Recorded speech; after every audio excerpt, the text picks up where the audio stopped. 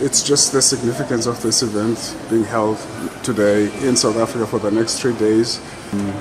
The GCoC, the revised version thereof, what does it mean for us?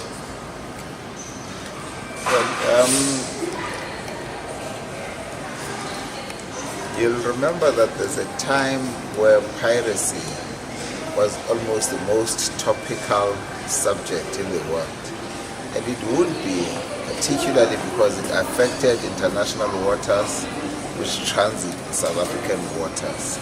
It affected all the trade. You recall that there's a time where there was the biggest scale.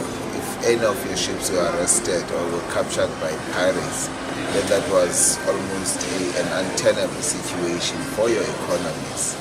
Now, firstly, it is important to know that we've moved a great deal of a direction in terms of improving the situation in the Gulf of Aden, and to an extent that piracy is almost non-existent today. But hey, pirates don't sleep.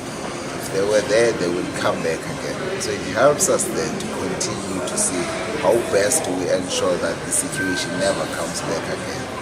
And now, if you look at the advances in technology, where you've got better means to monitor your domain from a maritime perspective, where you've got technology to assist you to communicate, then it helps us that as you move from the initial GPT code of conduct, which was about a plan of action, to the current version, which is about preventative action, which is about how best do you position your economies, how best do you use technology and information in order for us to make sure that we don't have a repeat of what we once had. South Africa is honored then to host such a groundbreaking initiative because IMO sponsor is supporting, and then all the other countries and private players are sponsoring this.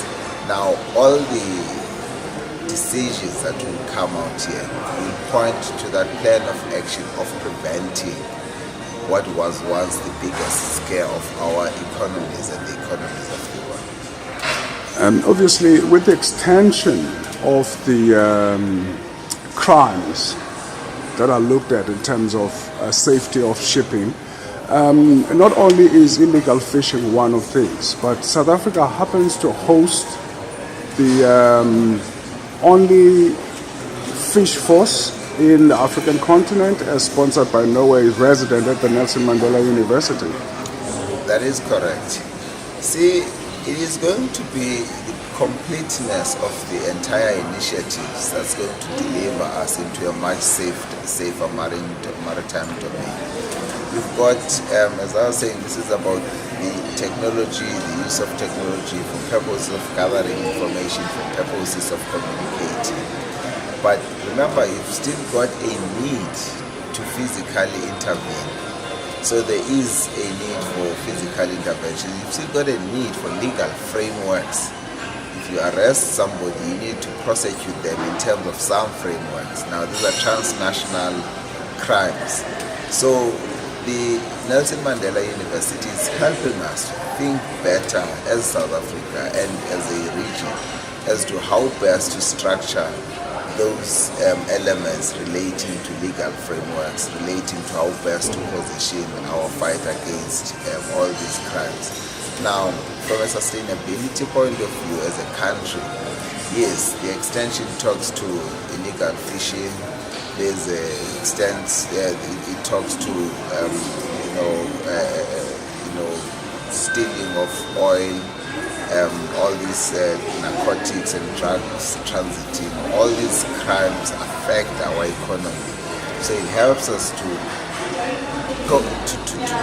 actually really figure out how best to deal with each one of those. And as I'm saying, the Nelson Mandela University initiative is all-encompassing from a crimes committed at sea point of view.